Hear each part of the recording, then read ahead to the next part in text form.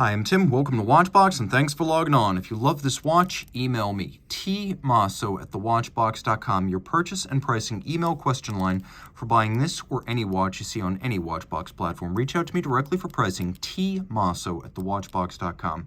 Today we are discussing a lovely Rolex Oyster Perpetual Cosmograph Daytona in yellow gold. This is the reference 16518, Zenith Primero era, and this one is an N serial number circa 1991. Let's take a look at this watch. 40 millimeters in diameter. It's 12.1 millimeters thick, and from lug tip to lug tip, 47 millimeters on the nose. The spacing between the lugs is 20 millimeters, and you can see these strap-equipped Daytonas feature a little end link that is inserted underneath the bezel to better close the gap between the strap and the case so you don't have an ugly, open, yawning gap. This is a very integrated look, inspired by Rolex's own bracelet watches. Now, when you throw the watch on my wrist, 16 centimeters in circumference, you get a sense of how this wears. The look of yellow gold with a black dial and diamonds is powerful. It's punchy. It's got a lot of visual impact. I would go so far as to say it is red hot. It is anything but anonymous. And if you want to make a statement without wearing an enormous bombastic case, this is the best way to do it. This watch has enormous stance, presence, and play. As you can see, it's a thin watch, so even though it is visually loud, it will fit underneath the cuff, and it's quite narrow across the wrist to the point that I could say someone with a wrist of 13.5 centimeters circumference could absolutely wear this. So this is a power watch for him, but also for her. Taking a quick look at the strap, you can see that it is a light brown, almost a honey brown, large rectangular scale alligator leather, semi-gloss. You can see there is calfskin on the underside. It is a Rolex factory strap. It's slightly bolstered with some internal stuffing to give it volume. Then we have a folded edge, and again, that nicely contrasting stitch adds a bit of definition and character. We have a folding clasp here. You can see externally there's a combination of satin and polish. We have a clamshell lock to keep it secure, and then internally, because you wouldn't really cut a leather strap, there's several different anchoring points. So 5 divots drilled. There's a spring bar. You can use your strap tool to change the anchoring point and fine-tune the fit. Taking a quick look at the watch, you can see that we have a combination of polished case, a little bit of a satination on the intermediate links between the lugs, a bezel that is razor sharp. As you can see, every original facet on the edge is still beautifully defined. And then we have lacquered numerals. It is a tachymeter scale, so you can use the chronograph in conjunction with the tachymeter to gauge the speed of an object over a distance, such as a car over a kilometer.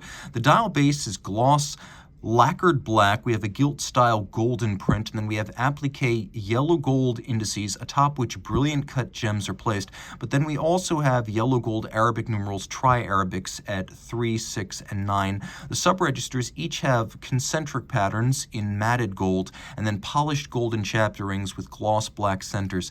The timepiece does have a Zenith Primero-based Rolex caliber 4030. You can see it uses a triplock crown in gold.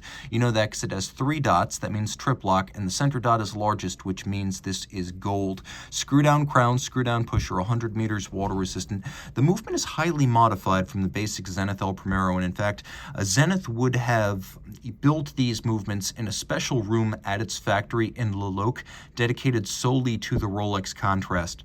So the Rolex contrast is vast. You have, instead of a 5 hertz beat rate, Rolex went with a 4 hertz beat rate. Why? So you could use more conventional lubricants, and also ostensibly for better durability. There are no durability issues with the Zenith Primero, but Rolex was being hyper-conservative. Another major contrast, Rolex went for 5 position adjustment and a COSC chronometer certification. An obvious contrast, Rolex did away with the date mechanism of the Primero.